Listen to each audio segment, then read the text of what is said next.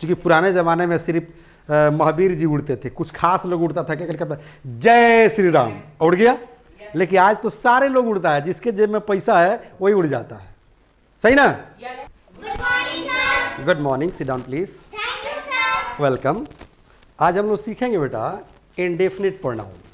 क्या सीखेंगे? Indefinite pronoun. और इंडेफिनिट प्रोनाउन के साथ साथ हम लोग सीखेंगे वर्ड फॉर्मेशन। और वर्ड फॉर्मेशन का रूल नंबर होगा 32। ओके, तो आइए सबसे पहले हम लोग कंसेप्ट क्लियर कर लेते हैं बेटा। किसका?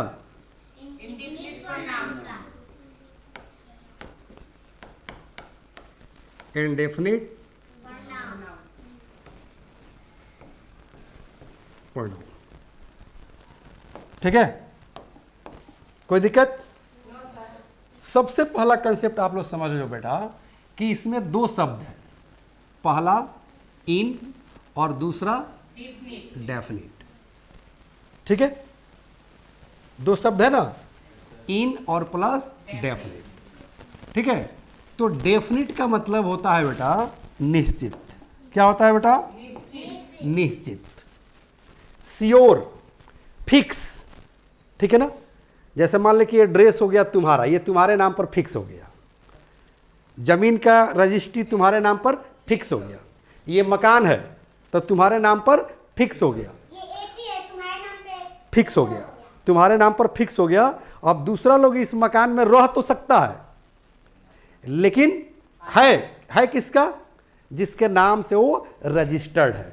ठीक है, तो वैसा प्रोनाउन जो किसी खास व्यक्ति के लिए रजिस्टर्ड हो, किसी खास वस्तु के लिए रजिस्टर्ड हो, ठीक है, उसे हम क्या कहेंगे? डेफिनिट प्रोनाउन कहेंगे। क्या कहेंगे? डेफिनिट प्रोनाउन कहेंगे। लेकिन इसमें वर्ड जुड़ा हुआ है इनडेफिनिट। तो इन का मतलब हो गया कि ये नेगेटिव शो करता है। ठीक है ना? जैसे पॉसिबल से इम्पॉसिबल होता है ना, हैप्पी से अनहैप्पी होता है। तो पॉसिबल माने संभव और इम्पॉसिबल मतलब असंभव। उसी तरह से डेफिनिट मतलब फिक्स, निश्चित, और इनडेफिनिट मतलब अनिश्चित। समझ में आ रही है? तो सबसे पहले अगर हम लोग डेफिनिट प्रोनाउन को अगर हम लोग समझ लें, ठीक है बेटा, डेफिनिट प्रोनाउन को हम लोग समझ लें तो इनडेफिनिट प्रोनाउन भी समझ में आ जाएगा। ओके, फॉर एग्जाम्पल आप लोग को पता होगा बेटा कि ही क्या है? एक प्रोनाउन है ना? और ही के साथ साथ सी भी क्या है? एक प्रोनाउन है। ठीक है बेटा, और यू भी क्या है? एक प्रोनाउन है। इसके साथ साथ दे भी एक प्रोनाउन है, इट भी एक प्रोनाउन है ना? चलो, अब इसका अगर कंसेप्ट समझ में आ गया बेटा कि ही का प्रयोग किसके लिए करते हैं, सी का किसके लिए, यू का किसके लिए, और दे का किसके लिए, इट का किसके लिए, तो इंडेफिनिट प्रोनाउन ऑटोमेटिक समझ में आ जाएगा। तो पहले इसको कंसेप्ट क्लियर कर ले। Very good. तो याद रखना है बेटा, यहां पर देख लो बेटा ही। ठीक है बेटा, ही का प्रयोग किसके लिए करते हैं मालूम है? किसके लिए? किसी पुरुष के। Very good. ही का प्रयोग किसी पुरुष के लिए करते हैं, यानी कि ही जो है फिक्स है। ही जो है फिक्स है कि इसका प्रयोग पुरुष के लिए ही होगा। जैसे यहां समझ लेते हैं, ज्यादा समझ में आ जाएगा बेटा। जैसे कहा जाए कि ही इज अ बॉय, वाक्य सही है या गलत है? क्योंकि ही का प्रयोग किसके लिए हुआ है? हाँ, बॉय के लिए हुआ है। तो बॉय क्या है? मर्द है ना, मेल जाति से है ना। लेकिन अगर इसी को हम लोग ऐसे कर दें बेटा कि ही इज अ गर्ल, ये वाक्य सही है गलत है? क्यों गलत है? क्योंकि ही का प्रयोग गर्ल के लिए नहीं हो सकता है, क्योंकि गर्ल क्या है? एक फीमेल है। और ही जो है फिक्स है किसके लिए? मेल के लिए, पुरुष के लिए। समझ में आ रही है ना? तो ये सारे के सारे प्रोनाउन क्या है? फिक्स है। ही जो है मर्द के लिए फिक्स है, और सी जो है औरत के लिए यानी कि फीमेल के लिए फिक्स है बेटा। ये कंसेप्ट समझ में आ रही है? चलो तो यहां पर समझ में आ गया कि ही जो है, ठीक है ना, ही जो है मेल के लिए, फीमेल के लिए इसका प्रयोग कभी नहीं हो सकता है। सपना में भी नहीं सोचना है कि ही का प्रयोग किसी महिला के लिए हम यूज करेंगे। इसलिए यहां पर ही इज अ गर्ल बिल्कुल गलत है। सेंटेंस काट दें ये, बोलो। हाँ, ये सेंटेंस ही क्या हो गया?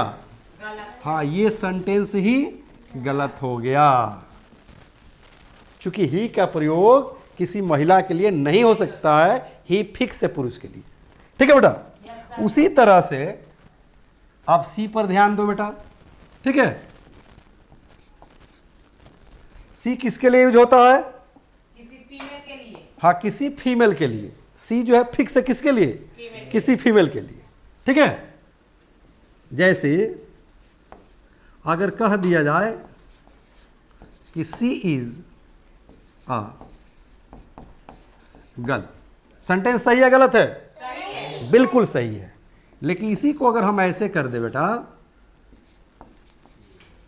कि सी इज अ बॉय, ये गलत है या सही है?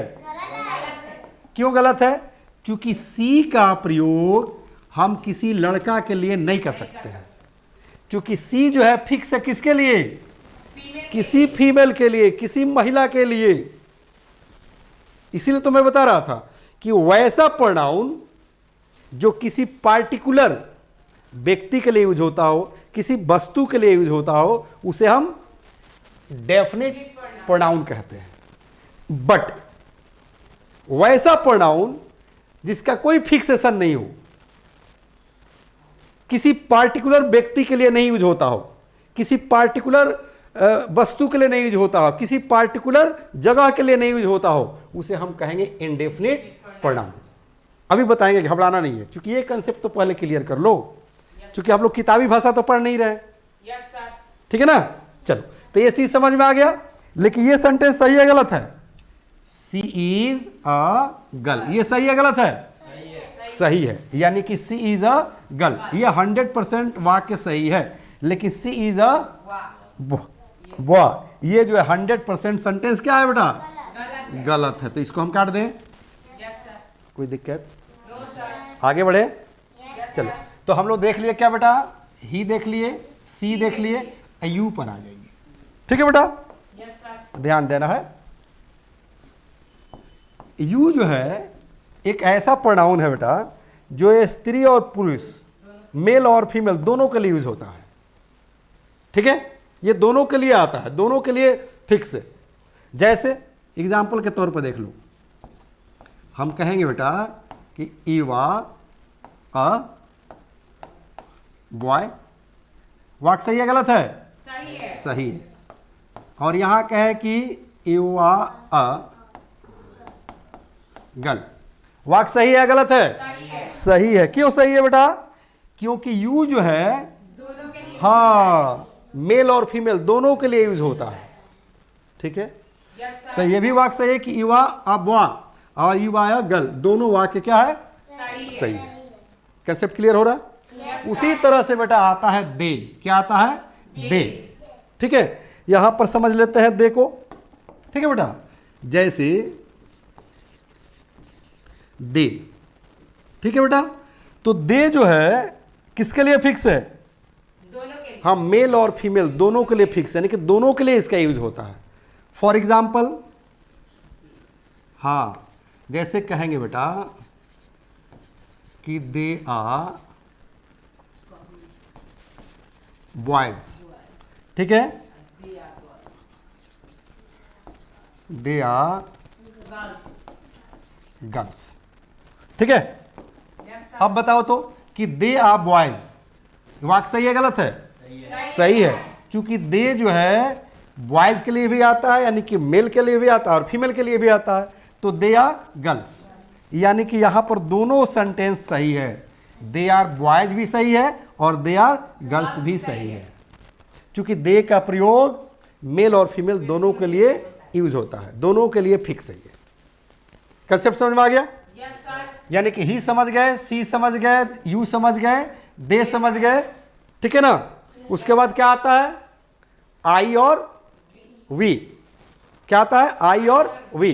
तो जैसे अगर हम कहें बेटा, ध्यान दो, ठीक है, आई क्या है बेटा?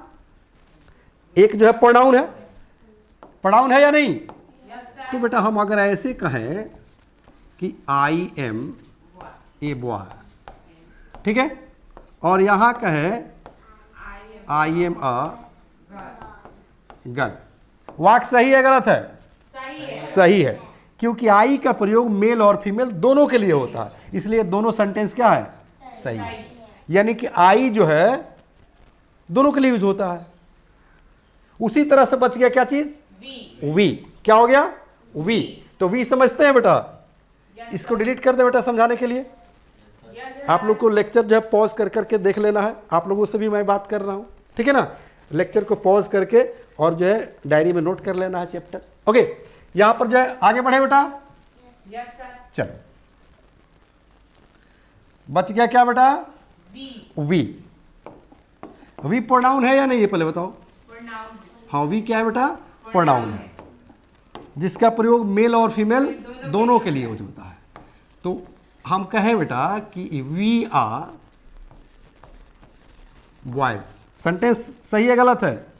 सही है। और यहां पर कहे कि we are girls. Girls, sentence सही है गलत? सही है। सही है, क्योंकि वी का प्रयोग गर्ल्स के लिए भी होता है और वी का प्रयोग बॉयज के लिए भी होता है, यानी कि मेल और फीमेल दोनों के लिए होता है। कोई दिक्कत?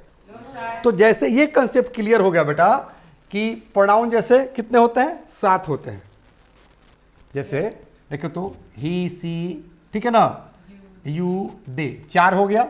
इधर आई और वी 6 हो गया। उसी तरह से एगो ईट आता है, उसको भी समझा दे। Yes sir. चलो समझ लो बेटा, क्यों वो अलग रहेगा, ठीक है ना? तो ईट क्या हो गया बेटा? एक प्रोनाउन हो गया। अब ईट का बहुत सारा यूज होता है, बहुत सारा यूज होता है, ठीक है ना? लेकिन मोस्टली ईट का प्रयोग निर्जीव पदार्थ के लिए हम लोग करते हैं ना? किसके लिए करते हैं? निर्जीव पदार्थ के लिए करते हैं, ठीक है, फिक्स है। ईट का प्रयोग जो है डाइम्स के लिए करते हैं। डाइम्स मतलब समझो बेटा, डाइम्स एकदम जो है कंसेप्ट क्लियर करते चलना है, ठीक है? क्योंकि किताबी भाषा को बोलो टाटा बाय बाय और मेरे लैंग्वेज में समझ लो, ठीक है? तो ईट का प्रयोग कहाँ कहाँ करते हैं? फिक्स है कि डी फॉर डे, यानी कि दिन के पहले हम ईट का प्रयोग करते हैं। जैसे it is Monday, it is Tuesday, it is Sunday, समझ में रही है? हाँ, Y for year, it was 1947, हाँ, इट वॉज 1940, इट वॉज 1950, तो साल के पहले हो गया। एम फॉर होता है month, it was January, it was February, it was May, it was June, तो हो रहा है ना मंथ के लिए। उसके बाद एस फॉर होता है सीजन, जैसे इट वॉज विंटर, हाँ विंटर भी कहोगे तो काम चल जाएगा, या it was winter season, it was summer season, it was rainy season. तो इट का प्रयोग कहाँ कहाँ हो रहा है? देख रहे ना? हाँ, दिन, ईयर, मंथ और सीजन। इसके अलावा भी बहुत सारे जगह पर इसका यूज होता है, निर्जीव पदार्थ के लिए होता है, या कुदरती चीज जैसे बारिश हो रही है, इट इज रेनिंग, या बारिश हो रही थी, इट वॉज रेनिंग। तो ये सारे के सारे प्रोनाउन फिक्स है। क्या है बेटा? फिक्स है। तो 7 प्रोनाउन का हमने चर्चा किया ना बेटा? Yes sir. कौन कौन?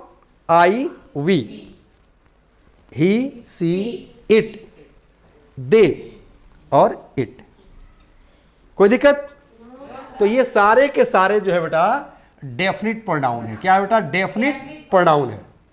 और ये पर्सनल प्रोनाउन में इसका यूज होता है। पर्सनल प्रोनाउन हम लोग पढ़ चुके हैं। ये कंसेप्ट क्लियर हो गया?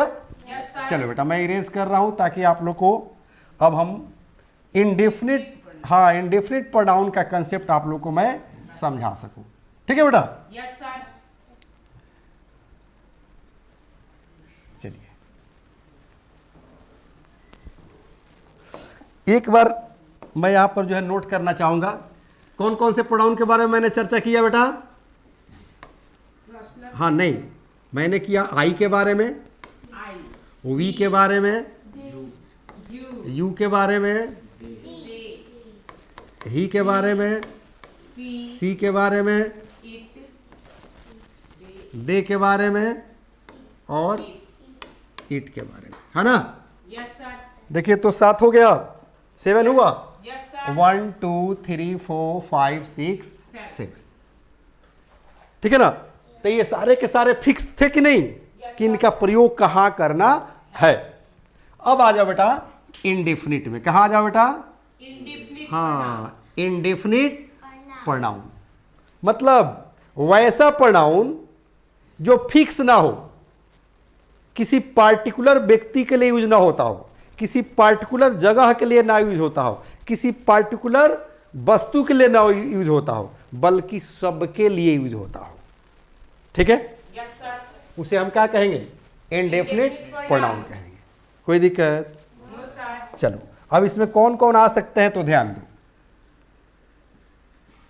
जैसे हो गया ऑल, ठीक है, ऑल माने सब, ठीक है। पहले इसको समझ लेते हैं, उसके बाद आगे बढ़ते हैं। ऑल क्या है बेटा? तो इंडेफिनिट प्रोनाउन है, इंडेफिनिट प्रोनाउन है। इसको हम लोग पहले समझ लेते हैं, समझ ले। yes sir, चलिए, जैसे ताकि कंसेप्ट क्लियर हो सके, है ना बेटा। yes sir, चलो, जैसे हम लोग जो है ऐसे कह सकते हैं ना बेटा कि ऑल आर happy, हैप्पी। सब खुश है, हाँ, कह रहे कि ऑल आर हैप्पी। happy, तो देखिए ऑल किसके लिए यूज हुआ है? All are happy. तो हैप्पी कौन रह सकता है? इंसान ही नहीं रहेगा। कोई वस्तु तो रह नहीं सकता है, कोई जगह तो रह नहीं सकता है, no sir, रह सकता है? है? चलो, तो ऑल किसी व्यक्ति के लिए यूज हुआ ना जी। yes sir, हम ऐसे भी तो कह सकते हैं बेटा, ध्यान दो अगला सेंटेंस कि all are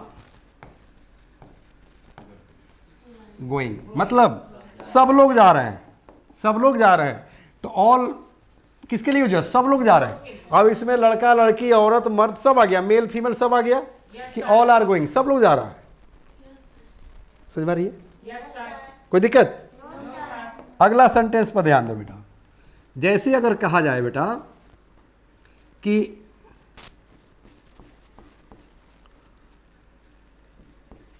all the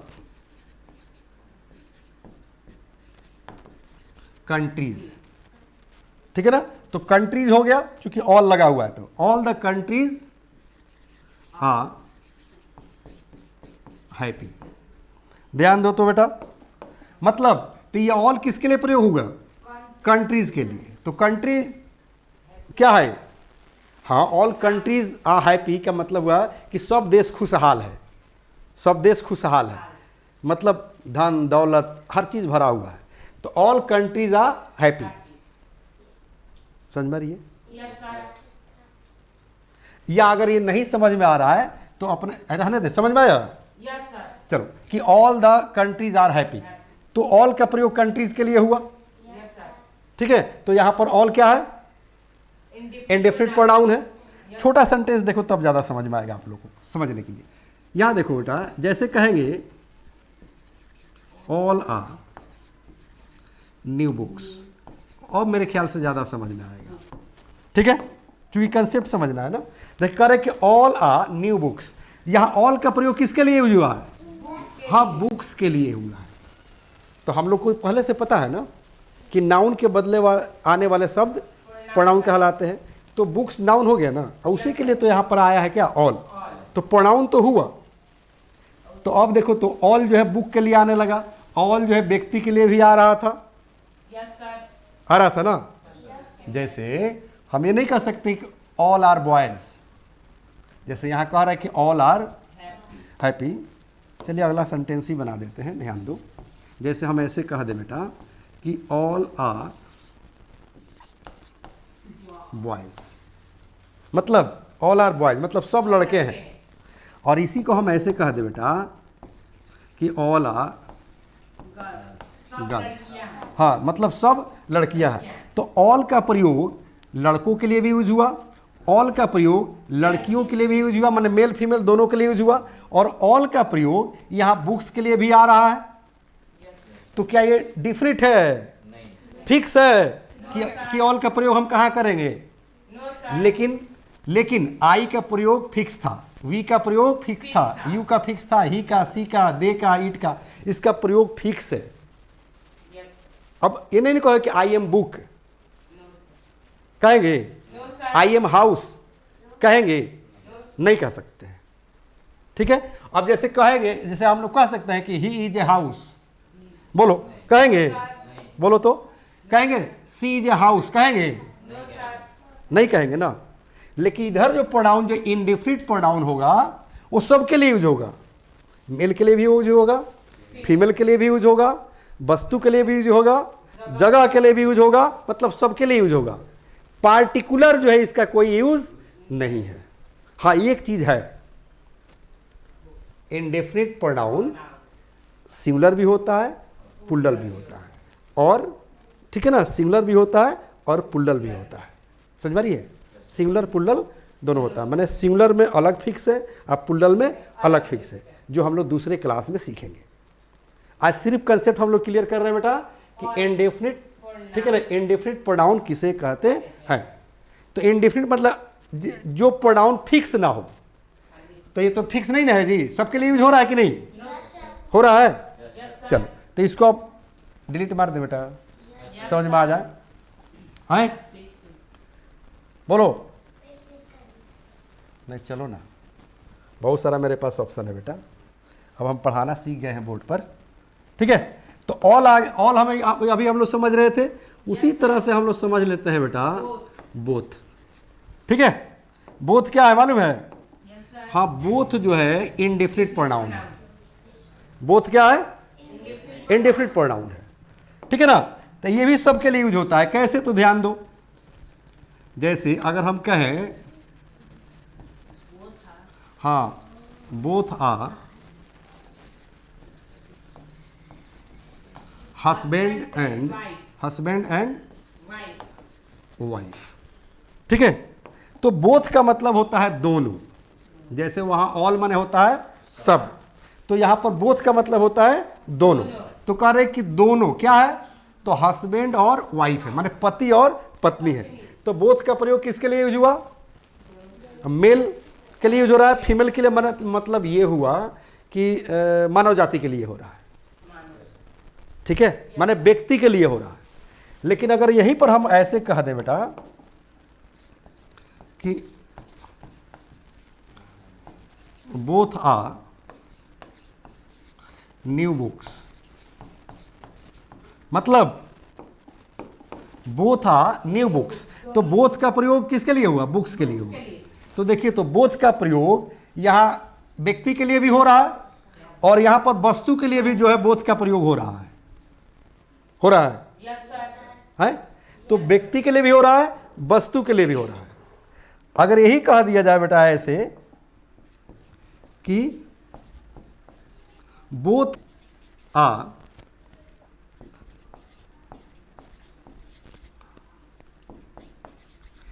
developed country, देखिए बोथ आर डेवलप, हाँ कंट्री नहीं होगा बेटा, कंट्रीज होगा। क्या होगा बेटा? Countries. हाँ, प्लूरल कर देंगे ना बेटा, बोथ आर डेवलप्ड कंट्रीज। तो देखो, तो बोथ का प्रयोग किसके लिए हुआ? कंट्रीज, यानी कि जगह के लिए। तो बोथ का प्रयोग हम व्यक्ति के लिए भी कर रहे हैं, वस्तु के लिए भी कर रहे हैं और जगह के लिए भी कर रहे हैं। ये फिक्स है? No, sir. नहीं है फिक्स, इसलिए इसे हम इंडेफिनिट Pronoun. प्रोनाउन कहते हैं। कोई दिक्कत? No, sir. कंसेप्ट क्लियर हो गया? Yes, sir. अब इस तरह का बहुत सारे जो है क्या है, हाँ इंडेफिनिट प्रोनाउन है। उसकी संख्या लिख दे, Yes, sir. संख्या का लिख दे, कुछ प्रोनाउन लिख दे रहे हैं बेटा, कुछ प्रोनाउन लिख दे रहे हैं, है ना बेटा? Yes, sir. जैसे जैसे हम ऑल और बोथ का चर्चा कर चुके कंसेप्ट क्लियर करने के लिए, ठीक है ना। उसके बाद जो है देखो, इसमें आ सकता है बेटा Some. सम, Some. हाँ ठीक है बेटा, समबडी आ सकता है, समवन आ सकता है, हाँ ठीक है बेटा, वेरी गुड। एवरी वन आ सकता है, everybody, एवरी आ सकता है बेटा, ठीक है ना। उसके बाद एवरी बडी आ सकता है, और क्या क्या आ सकता है बेटा? हाँ एकदम, नथिंग आ सकता है, सेवरल आ सकता है, हाँ ठीक है, नो बडी या नो वन आ सकता है, ठीक है। उसके बाद क्या बोल रही है बेटा? बोलो बोलो। nobody, nobody, हाँ ठीक है, क्या आ जाएगा बेटा? नो, नो बडी आ सकता है, no one, हाँ नो वन तो अगर लिखा है बेटा, देखो ना, नो वन, ठीक है। कंसेप्ट क्लियर हो गया। neither, हाँ, आइदर आ सकता है, neither, हाँ नाइदर आ सकता है, मेनी आ सकता है, मच आ सकता है, फ्यू आ सकता है, लिटिल आ सकता है, समझ में आ रही है? तो जिस तरह से मैं आप लोग को यूज बता रहा था किसका, ऑल और बोथ का एज इंडेफिनिट प्रोनाउन, उसी तरह से इसका भी यूज होता है किसका? सम, समबडी, ठीक है ना, समवन, एवरीवन, एवरी, ठीक है ना, everybody, nothing, several, no one, ठीक है ना, नोबडी, नाइदर, मेनी, मच, ठीक है ना, फ्यू, समझ में रही है ना।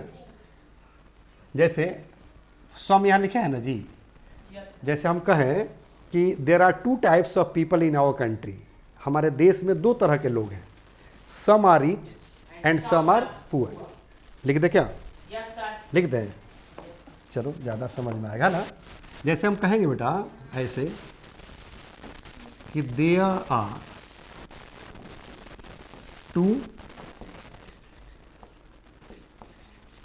To types of people, of people in our country, मतलब हमारे देश में दो तरह के लोग हैं, ठीक है ना। some are rich, हाँ, सच है, जैसे कि some are rich and some are some are poor. Concept समझो तो बेटा, करे कि they are two types of people, people क्या है बेटा? नाउन है, ठीक है। तो इसी नाउन के लिए यानी कि पीपल के लिए ही यहाँ यूज हो रहा है क्या कि सम आर रिच, माने कुछ लोग अमीर है, एंड सम आर, गरीब, हाँ ठीक है ना, यानी कि कुछ लोग अमीर है, कुछ लोग गरीब है। तो यहाँ सम देख रहे हैं ना, सम यूज हो रहा है, दो जगह सम यूज हुआ है कि some are rich and some are poor, माने कुछ लोग अमीर है, कुछ लोग गरीब है। तो सम किसके लिए यूज हो रहा है? पीपल के लिए। पीपल क्या है बेटा? noun, नाउन है, yes sir, ठीक है ना। तो सम क्या हो गया? प्रोनाउन हुआ, क्योंकि नाउन के लिए यूज हो रहा है। तो अब कौन सा प्रोनाउन है? indefinite pronoun, हाँ, वही यहां पर समझना है, कौन सा प्रोनाउन है बेटा? indefinite इंडेफिनिट प्रोनाउन है। कंसेप्ट क्लियर हो गया? pronoun, yes sir, अब कोई पूछे कि इंडेफिनिट प्रोनाउन क्या है, अगर कोई आपसे पूछ दे बेटा, ठीक है ना, क्या पूछ दे बेटा कि इंडेफिनिट प्रोनाउन क्या है, कोई आपसे पूछ देता है बेटा क्या चीज? indefinite pronoun, हाँ, कोई अगर आपसे पूछ देता है कि इंडेफिनिट प्रोनाउन क्या है, तो जवाब देना है बेटा कि वैसा प्रोनाउन जो किसी पार्टिकुलर व्यक्ति, वस्तु या जगह के लिए नहीं यूज होता हो, बल्कि सबके लिए यूज होता हो, उसे हम क्या कहते हैं? indefinite pronoun, indefinite pronoun. जैसे नथिंग लिखे थे तो कहेंगे नथिंग इज हियर, यहाँ कुछ नहीं है। नथिंग इज देयर, वहाँ कुछ नहीं, वहाँ कुछ नहीं है। तो देख रहे हैं ना, नथिंग का प्रयोग एज सब्जेक्ट हो रहा है ना, yes sir, नाउन के जगह पर हो रहा है ना। yes sir, समझ में आ रहा है कि नहीं बेटा आप लोगों को? जैसे हमको आ क्या रहे हैं, ऐसे ये नहीं बोल रहे हैं बेटा कि नथिंग इज हियर, चाहे नथिंग इज देयर। कंसेप्ट समझो तो बेटा, कह रहे हैं कि नथिंग इज देयर, मतलब वहां कुछ नहीं है। तो यहां नथिंग जो है सब्जेक्ट का काम कर रहा है, किसी न किसी नाउन के बदले आया हुआ है, yes sir, तो अब कोई पूछे कि नथिंग जो है कौन सा प्रोनाउन है, चूंकि नाउन के जगह पर आया है तो क्या जवाब होगा? Indefinite. इंडेफिनिट प्रोनाउन है। Concept clear? Yes, sir. तो आगे की तरफ हम बढ़े, Yes, यानी कि वर्ड के तरफ। Yes, sir. ग्रामर का चैप्टर तो क्लियर हो गया, कंसेप्ट 100% क्लियर हो गया। अब हम लोग बढ़ते हैं किधर? Word formation. Word formation, rule number 32। Okay, कोई दिक्कत? No, sir. Very good. यानी कि word formation, word Formation. Formation. ठीक है बेटा, चैप्टर हो गया वर्ड फॉर्मेशन और रूल नंबर यानी कि हाँ, यानी कि ट्रिक नंबर 32. हाँ 32। ठीक है बेटा, कोई दिक्कत? No, sir. एक सिंपल सा जो है वर्ड के मदद से जो है हम लोग क्या करेंगे, आज वर्ड बनाना सीखेंगे बेटा। हाँ, बिसाइड। ठीक है, और बिसाइड के बाद यहाँ हम कुछ ना कुछ फिलअप करेंगे, तब जाकर एक नए शब्द का निर्माण होगा। ठीक है, Yes, sir. कोई दिक्कत? No, sir. यानी कि बिसाइड के बाद एक एक कुछ ना कुछ वर्ड हम जोड़ेंगे, तब जाके एक नए शब्द का निर्माण होगा। और यहाँ पर बिसाइड के हिंदी जान लीजिए बेटा, क्या होता है? क्या होता है बताइए? के बगल में. Very good. इसका मतलब होता है कि बगल में। कोई दिक्कत? No, sir. यानी कि बिसाइड का हिंदी आप लोगों ने क्या जाना? के बगल. के बगल में। जैसे मेरे बगल में, आपके बगल में, उसके बगल में, उन लोगों के बगल में, मंदिर के बगल में, मस्जिद के बगल में, बगीचे के बगल में, मेरे स्कूल के बगल में, मेरे घर के बगल में। समझ मारिए? हाँ, मेरे गांव के बगल में, हाँ दिल्ली के बगल में। ठीक है, मारिया का कंसेप्ट क्लियर हो गया। चलिए ताली बजा दीजिए आप लोग मारिया के लिए। Very good. जैसे मारिया के बगल में, वेरी गुड। समझ मारिए? Yes, sir. कोई दिक्कत? No, sir. कहेंगे कि मोदी जी के बगल में, प्रधानमंत्री के बगल में, हाँ गांधी जी के बगल में। समझ मारिए? Yes, sir. तो पहले वर्ड बनाइए, उसके बाद हम देखेंगे कि इस पर सेंटेंस कैसे बनता है। क्योंकि वर्ड जब बन जाएगा ना, वर्ड स्टॉक हो जाएगा, तो सेंटेंस ऑटोमेटिक बनने लगेगा। क्योंकि जेब में जब पैसा आ जाता है ना, तो शॉपिंग करना बिल्कुल आसान हो जाता है। ठीक है ना? और पैसे का क्या महत्व है मेरे भाषा में आप लोग जानना चाहेंगे? Yes, sir. क्योंकि पैसा जो है उस चीज का नाम है, उस एनर्जी का नाम है जो सारे रिश्ते को बरकरार रखता है। ठीक है ना? अगर जेब में पैसा ना हो तो बाप बेटे को छोड़ देता है, भाई भाई को छोड़ देता है, पति पत्नी को, छोड़ दे. हाँ पत्नी पति को छोड़ देती है। ये समझ में आ रहे हैं ना? माने रिश्ते बिखर जाते हैं। इसलिए मैंने कलम उठाया और लिखा, मैंने कलम उठाया और लिखा कि गरीबी तोड़ देती है जो रिश्ते खास होते हैं। क्योंकि पैसा नहीं होगा तो गरीबी रहेंगे ना। Yes, sir. इसलिए मैंने लिखा कि गरीबी तोड़ देती है जो रिश्ते खास होते हैं, और पराये भी अपने हो जाते हैं जब पैसे पास होते हैं, जब पैसे पास होते हैं। तो बाबू सबसे ज़्यादा ज़रूरी है कि लाइफ में कामयाब बनिए, पैसा कमाइए, तब सारे रिश्ते बरकरार रहेंगे। ठीक है? जब जेब में पैसा होगा ना, तो भैया, बाबू, चाचा, अंकल, पापा, पति देव सब समझ में आएगा। लेकिन अगर जेब में पैसा नहीं होगा ना, तो एकदम क्लोज से क्लोज रिश्ता टूट जाता है। इसीलिए मैंने बोला कि गरीबी तोड़ देती है जो रिश्ते खास होते हैं, गरीबी तोड़ देती है जो रिश्ते खास होते हैं, और पराये भी अपने हो जाते हैं जब पैसे पास होते हैं, जब पैसे पास होते हैं। क्या अमित, सही है गलत? Yes, sir. वेरी गुड, यानी कि 100% राइट। चलो बेटा, तो आ जाओ, वर्ड बना लेते हैं, उसके बाद इंग्लिश बोलने से कोई नहीं रोक सकता है। चलो, बिसाइड मी मतलब मेरे बगल में। बगल में. ठीक है? Yes, sir. अगर यही कहा दिया जाए कि बिसाइड यू, आपके बगल में। ठीक है? सारा वर्ड मैं लिखूंगा नहीं बेटा, Yes. नहीं तो जो है हजारों वर्ड बनाने पड़ जाएंगे। बिसाइड देम, हाँ उन लोगों के बगल में। और कहा जाए कि बिसाइड हर, हर माने किसी महिला को कह रहे हैं किसी फीमेल को कह रहे हैं, बिसाइड हर माने उसके बगल में।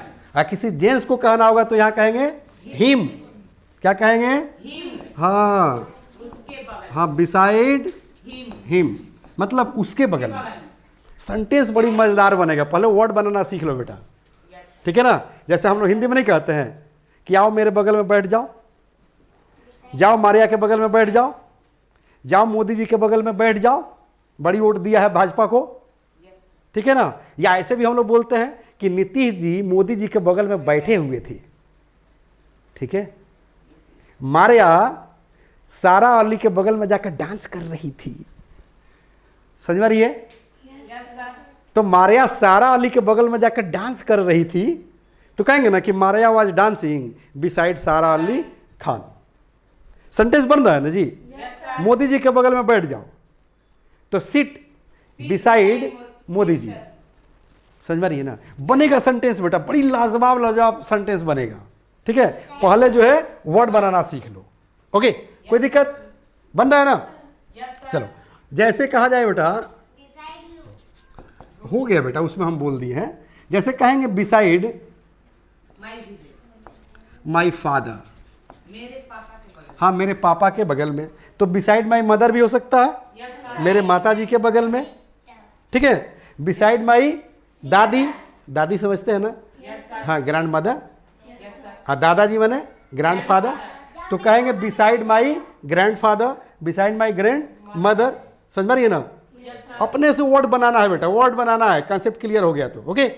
चलो जैसे कहा जाए बेटा, हाँ नहीं अभी यहाँ पर आएंगे, कहेंगे बिसाइड, हाँ बिसाइड माई प्रिंसिपल, हाँ मेरे प्रिंसिपल के बगल में। अब बिसाइड माई टीचर, मेरे शिक्षक के बगल में, मेरे पापा के बगल में। हाँ तो हो गया नहीं। Beside my father, beside my son, मेरे बेटे के बगल में, बिसाइड माई डाउटर, हाँ मेरे बेटी के बगल में। अब बिसाइड माई वाइफ, मेरे पत्नी के बगल में, समझ में रही है ना। हाँ beside my sister in law, मेरे साली के बगल में, समझ में रही है ना। जाओ मेरे साली के बगल में बैठ जाओ, जाओ मेरे साले के बगल में बैठ जाओ, हाँ go and sit beside my sister in law, sister in law माने साली, अब ब्रदर इन लॉ माने साला, समझ में रही है ना। सेंटेंस बनेगा बेटा, घबराना नहीं थे, समझ में आ रहा है बेटा। अब जैसे कहा जाए बेटा कि बिसाइड माई विलेज, मेरे गांव के बगल में, हाँ मेरे गांव के बगल में, तो बिसाइड माई टाउन भी तो हो सकता है, हाँ मेरे शहर के बगल में। Beside my home town, home town उसको कहते हैं जहाँ मेरा घर हो, जहाँ मेरा जन्म स्थान हो, तो बिसाइड माई होम टाउन। जैसे हमारा होम टाउन क्या है, सिवान है, ठीक है ना। And Siwan is the land of doctor Rajendra Prasad who became the first president of our country, okay. चलो बेटा, तो इस तरह से बन रहा है ना। क्या बन रहा है, वर्ड बन रहा है। आगे बढ़े हम, चलो जैसे कहें बेटा ऐसे हम कि बिसाइड, जैसे यहाँ पर कहना है कि बिसाइड, बिसाइड माई विलेज, तो बिसाइड माई स्कूल भी तो हो सकता है। बिसाइड माई मतलब मेरे स्कूल के बगल में। बिसाइड माई कोचिंग, मेरे कोचिंग के बगल में। बिसाइड माई कॉलेज, मेरे कॉलेज के बगल में, ठीक है। चलो हाँ जैसे कहा जाए कि बिसाइड, हाँ बिसाइड द, हाँ बिसाइड द टेम्पल मतलब मंदिर के बगल में। कहा जाए कि बिसाइड द, बिसाइड द, हाँ मस्जिद, मस्जिद के बगल में। कहा जाए कि बिसाइड द पार्लियामेंट, पार्लियामेंट मतलब होता है संसद, हाँ संसद भवन के बगल में। कोई दिक्कत? चलो जैसे बिसाइड राजघाट, राजघाट जो है दिल्ली में है, जहाँ पर गांधी जी का, हाँ जहाँ गांधी जी को दफनाया गया था, वहाँ आज भी जो है लाइट जलता है, 24 आवर्स जो है लाइट जलता है, ठीक है ना, दीप जलता है, ठीक है ना बेटा। तो बिसाइड राजघाट, राजघाट के बगल में, बिसाइड सिवान, जगह का नाम भी रख सकते हैं बेटा, जैसे मंदिर कह रहा है ना, पार्लियामेंट कह रहा है ना, तो ये भी तो हम कह सकते हैं ना बेटा। हाँ, सिवान, सिवान के बगल में, बिसाइड पटना, पटना के बगल में, बिसाइड दिल्ली, दिल्ली के बगल में, बिसाइड मुंबई, मुंबई के बगल में, बिसाइड गोरखपुर, गोरखपुर के बगल में, बनेगा ना। चलो, जैसे हम कहें बेटा, ऐसे कंसेप्ट सिर्फ समझो बेटा। जैसे कहा जाए कि बिसाइड द, होगा बेटा रोड भी, बिसाइड द रेलवे स्टेशन, मतलब रेलवे स्टेशन के बगल में। यही कह दिया जाए बेटा ऐसे कि बिसाइड द एयरपोर्ट, एयरपोर्ट के बगल में, एयरपोर्ट मतलब एयरपोर्ट माने हवाई अड्डा, हवाई अड्डा, जहाँ से हम लोग उड़ते हैं, शायद उड़ गए, क्योंकि पुराने ज़माने में सिर्फ महावीर जी उड़ते थे, कुछ खास लोग उड़ता था, क्या कहता जय श्री राम, उड़ गया। लेकिन आज तो सारे लोग उड़ता है, जिसके जेब में पैसा है वही उड़ जाता है, सही ना। चलो, तो कहेंगे बिसाइड द एयरपोर्ट मतलब एयरपोर्ट के, हाँ एयरपोर्ट के बगल में, हवाई अड्डा के बगल में। समझ में रही है? कितना आसान है वर्ड बनाना, खुद से सोचो। आसान है या नहीं है? आसान है ना। ऐसे भी तो कह सकते हैं कि कुर्सी के बगल में, तो बिसाइड द चेयर, और टेबल के बगल में, बिसाइड द टेबल, और दीवार के बगल में, बिसाइड द वॉल। अब बताओ कि कंसेप्ट क्लियर हो गया हो तो हजारों के संख्या में वर्ड बनेगा कि नहीं? मतलब अनकाउंटेबल वर्ड हम लोग बना सकते हैं। अनकाउंटेबल मतलब अनगिनत। क्या होता है? अनगिनत। कोई दिक्कत? चलो बेटा, दूसरी चीज़ है बेटा कि अगर इंग्लिश सीखने की लगन हो, मोहब्बत हो, तो दुनिया के कोई भी ताकत आपको इंग्लिश बोलने से रोक नहीं सकता। आप सीख जाएंगे, 100% इंग्लिश बोलने लगेंगे। क्योंकि किसी शायर ने कहा था कि इंसान को ताकत की ज़रूरत तब पड़ती है, इंसान को ताकत की ज़रूरत तब पड़ती है जब कुछ गलत करना हो। समझ में आ रही है? यानी कि कुछ गलत सलत करना हो, समाज को नुकसान पहुंचाना हो, किसी व्यक्ति को नुकसान पहुंचाना हो, किसी देश को नुकसान पहुंचाना हो, तब आपको ताकत की ज़रूरत हो। ठीक है ना। तो शायर क्या कहता है कि इंसान को ताकत की ज़रूरत तब पड़ती है जब कुछ गलत करना हो, वरना दुनिया का हर चीज़ पाने के लिए मोहब्बत ही काफ़ी है, मोहब्बत ही काफ़ी है। मोहब्बत करो ना, हर चीज़ मिल जाएगा। समझ में आ रही है? प्यार में इतना दम है, प्रेम में इतना दम है, ठीक है ना, कि पत्थर भी पिघल जाता है ना। चलो, तो ये चीज़ समझ में आ गया बेटा। अब हम क्या करेंगे बेटा कि इस पर हम सेंटेंस जो है क्रिएट करने का प्रयास करेंगे, और जैसे मैं क्रिएट करूंगा वैसे आप लोगों को भी क्रिएट करना है। ठीक है। मैं ओरल में बोलूंगा। जैसे कह रहा है, देखो बेटा कि बिसाइड मी, मेरे बगल में। जैसे Amit come and sit beside me, Amit आओ मेरे बगल में बैठ जाओ। Maria come and sit beside me, आओ मेरे बगल में बैठ जाओ। समझ में आ रही है? कहेंगे you can't sit beside me, आप मेरे बगल में नहीं बैठ सकते हैं। Sorry, your sister can't sit beside me, माफ़ करना तुम्हारी बहन मेरे बगल में नहीं बैठ सकती है। समझ में आ रही है ना। इसके साथ साथ यू भी जो है मैंने बताया था कि बिसाइड यू मतलब आपके बगल में। जैसे माफ़ करना, मैं आपके बगल में नहीं बैठ सकता हूँ, तो कहेंगे sorry I can't sit beside you. कहेंगे कि sorry no one can sit beside you, माफ़ करना तुम्हारे बगल में कोई नहीं बैठ सकता, बिकॉज यू आर चीटर। हाँ, you are a dangerous person. ठीक है। चलो बेटा, कुछ भी रीज़न हो सकता है। करे कि बिसाइड देम, उन लोगों के बगल में। जैसे मैं उन लोगों के बगल में बैठना चाहूँगा, तो I would like to sit beside them. समझ में रही है?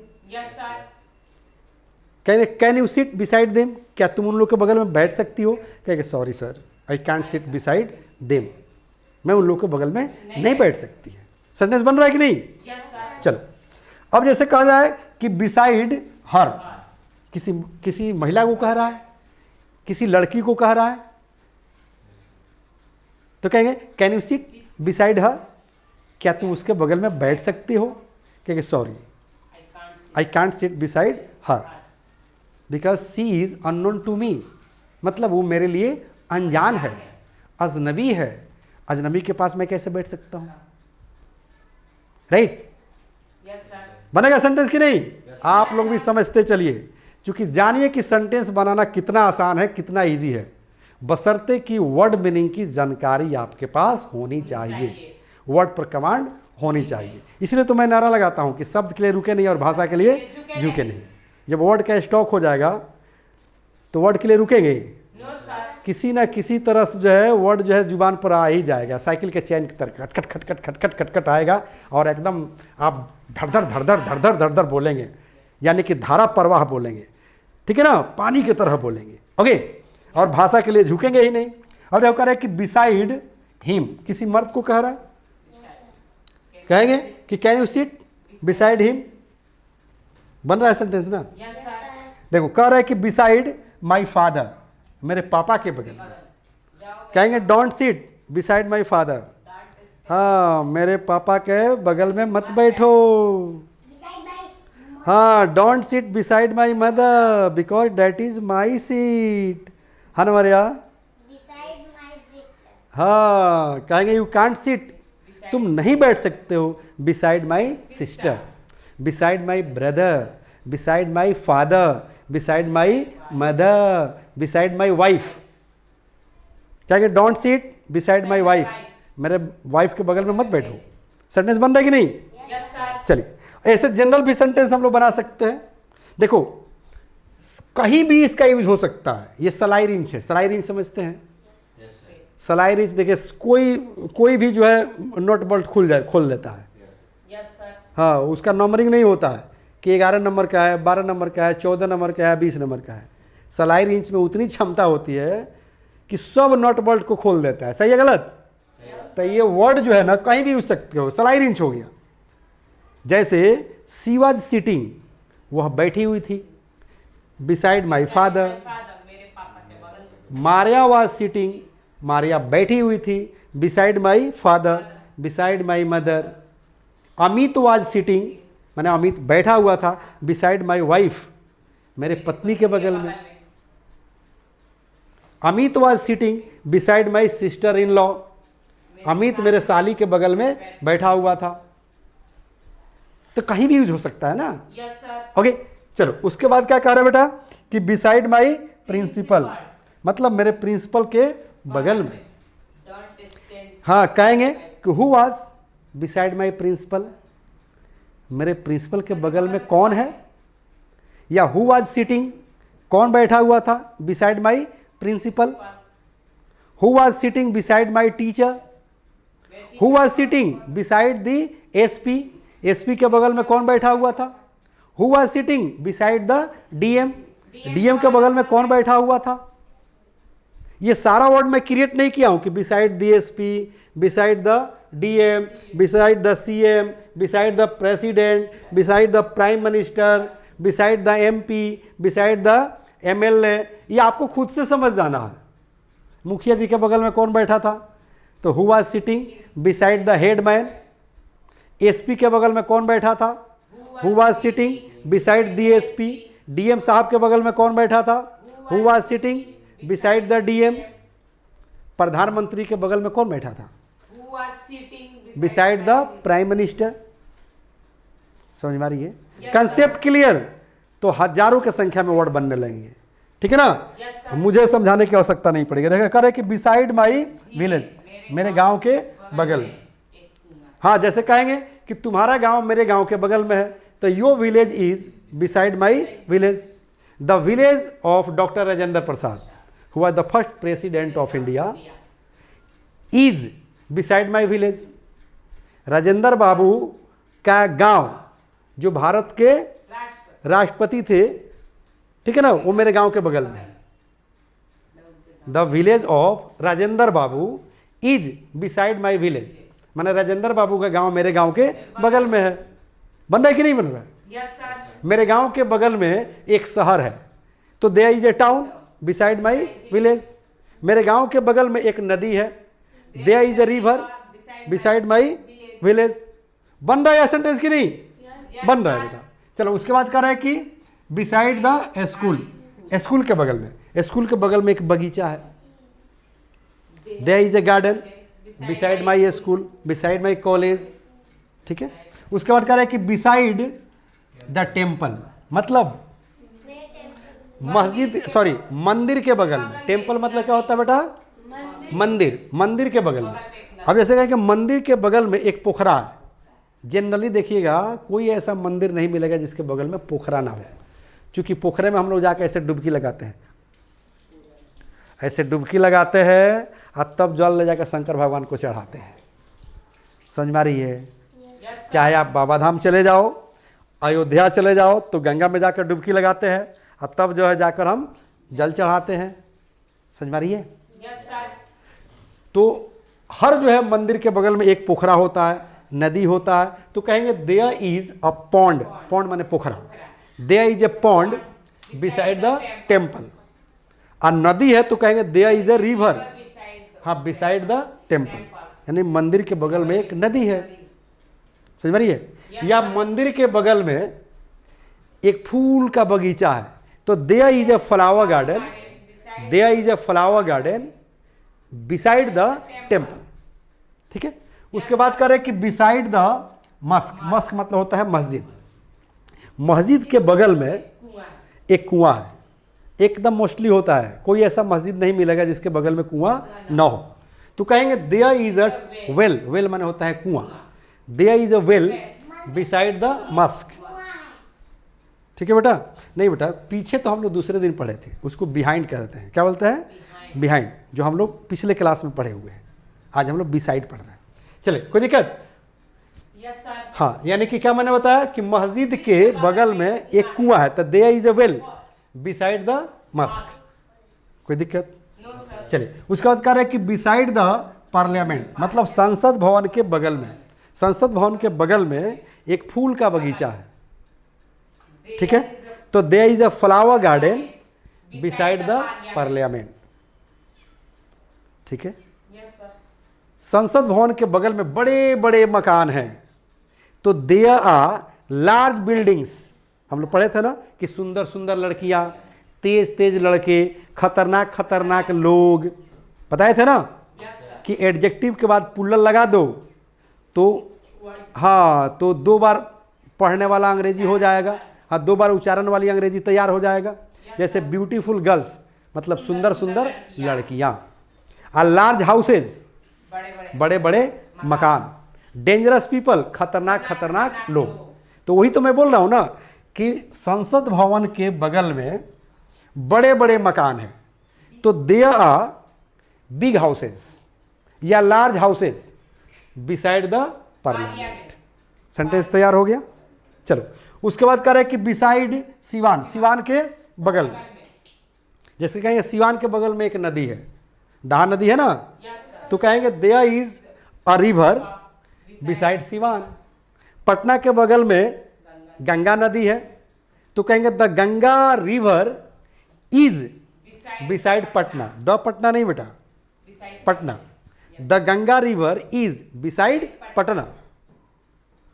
हाँ, the Yamuna river is beside Delhi, माने दिल्ली के बगल में यमुना नदी है। ठीक है, ताजमहल के बगल में एक नदी है, तो कहेंगे there is a river beside the Taj Mahal. बेटा सिर्फ कंसेप्ट क्लियर करो, दुनिया के कोई भी ताकत इंग्लिश बोलने से नहीं रोक सकती है, क्योंकि वर्ड पर कमांड हो जाएगा, सेंटेंस बनने लगेगा, और जब सेंटेंस बनने लगेगा माहौल मिलेगा, इंग्लिश बोलना शुरू कर देंगे। क्योंकि माहौल ही तो मिलता है तो हम गाली सीख जाते हैं। माहौल से ही ना गाली सीखते हैं, या गाली का कोई कोचिंग चलता है, कोई स्कूल चलता है, कोई यूनिवर्सिटी चलता है, कोई टीचर सिखाता है, या कोई माँ बाप सिखाता है? कोई नहीं सिखाता, सिर्फ और सिर्फ हमें माहौल मिलता है। मेरे घर हो रहा था, मेरा पड़ोसी सीख गया, अब पड़ोसी के घर हो रहा था तो मैं सीख गया, ऐसा ही होता है। ओके, चलो बेटा आगे देखो, कह रहे कि बिसाइड द रेलवे स्टेशन। जैसे कहेंगे रेलवे स्टेशन के बगल में मेरा घर है, तो my house is beside the railway station.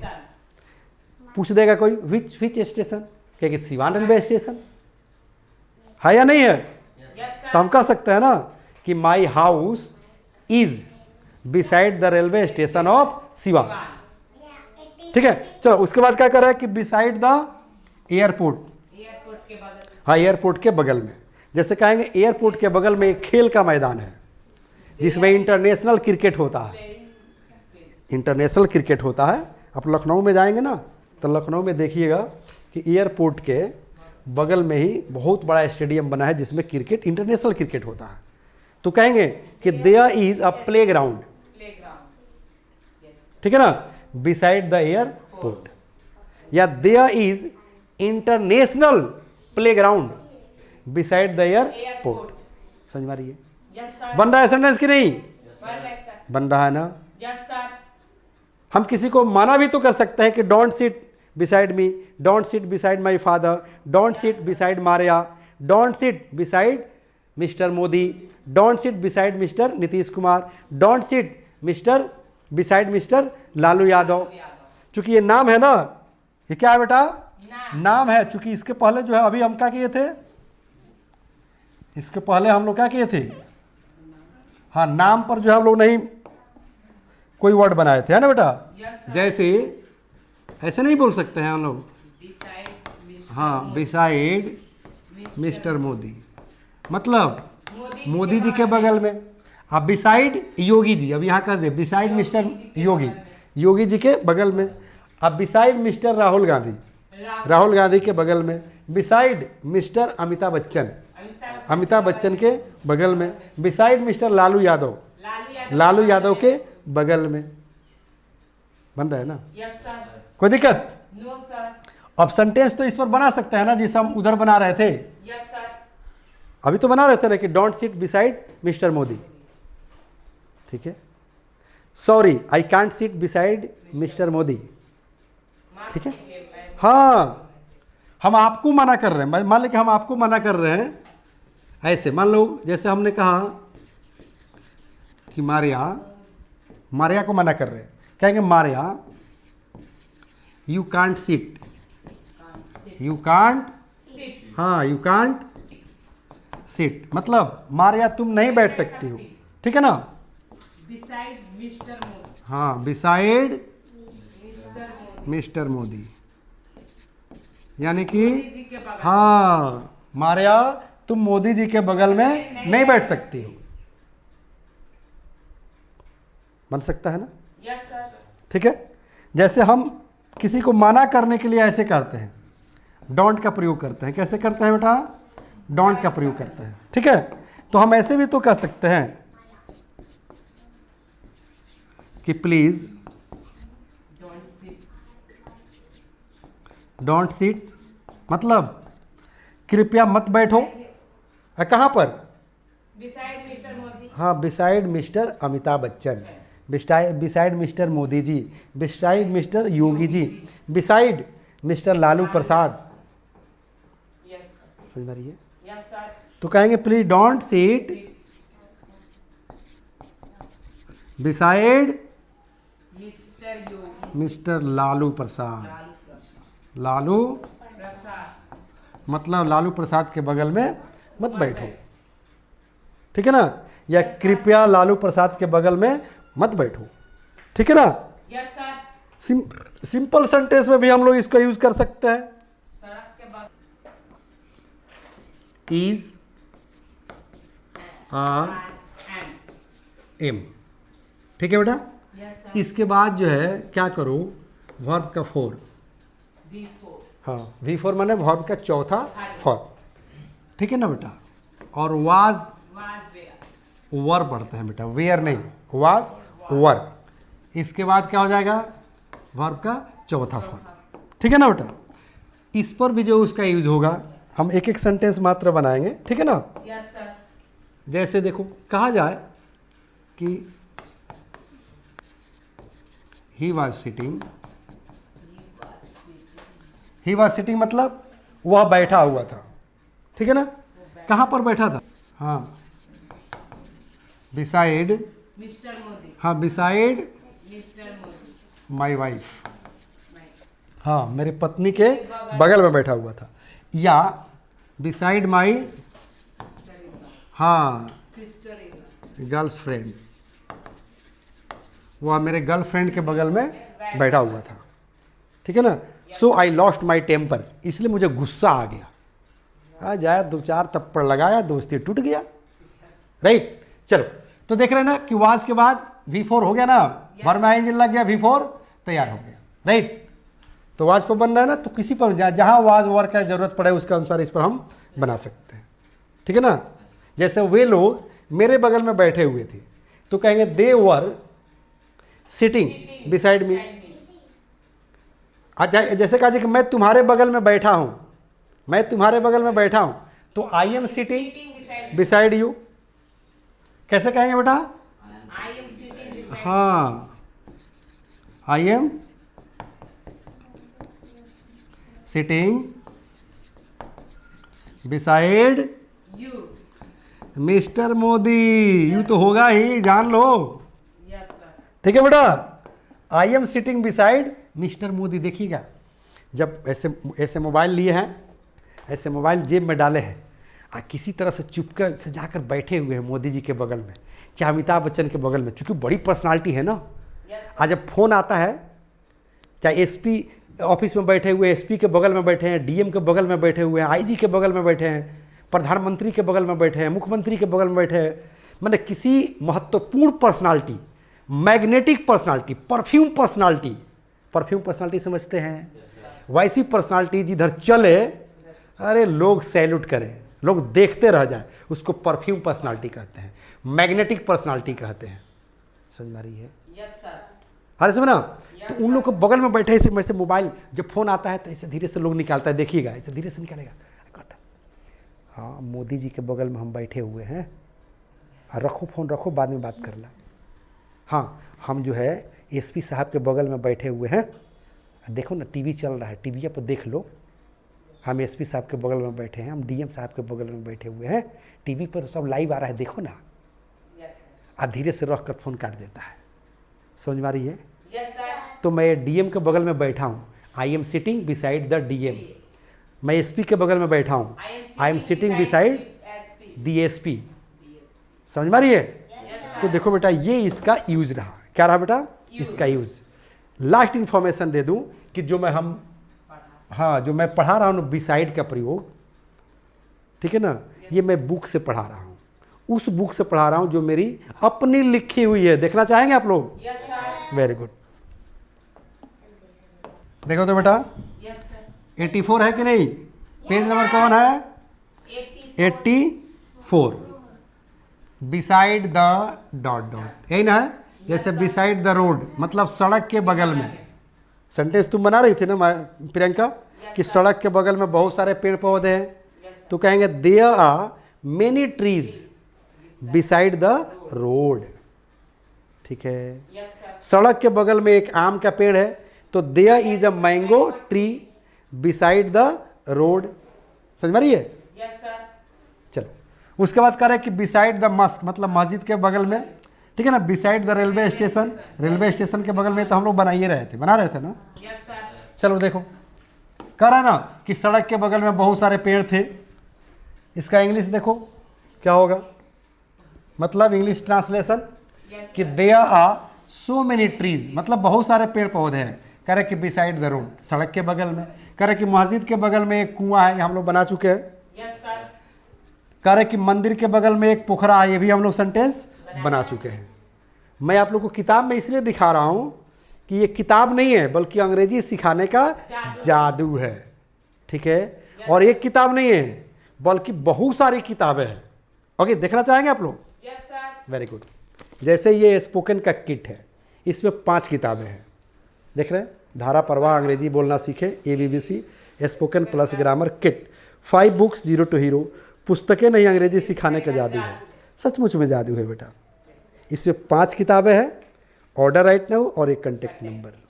ठीक है, ये फैमिली पैक है। क्या बेटा?